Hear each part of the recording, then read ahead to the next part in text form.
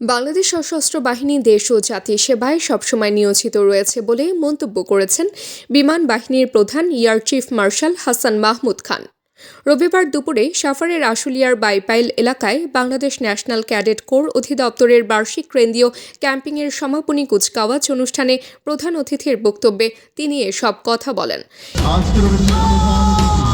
সম্মানিত বিমান বাহিনী প্রধান বাংলাদেশ বিমান বাহিনী air chief marshal Hasan Mahmud Khan, BBC, OSP, GOP, NSWC, PSC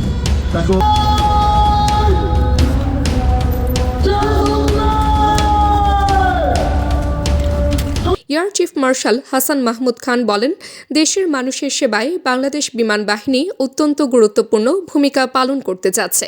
বিশেষ করে হযরত শাহজালাল আন্তর্জাতিক বিমানবন্দরে বিমান ওঠানামা নির্বিঘ্ন রাখতে বিমান বাহিনী নিরলসভাবে কাজ করছে।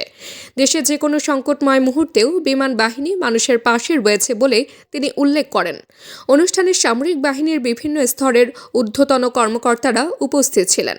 অনুষ্ঠানে সামরিক বাহিনীর বিভিন্ন স্তরের ঊর্ধ্বতন কর্মকর্তারা উপস্থিত ছিলেন।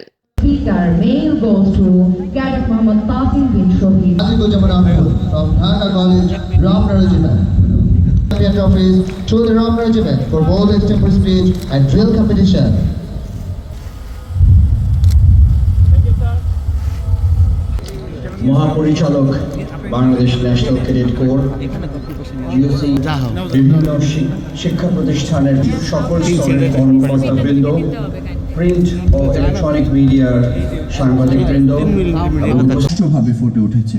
তাবাসসুম হকানিকা, দৈনিক আজকের বাংলা। দৈনিক আজকের বাংলা .net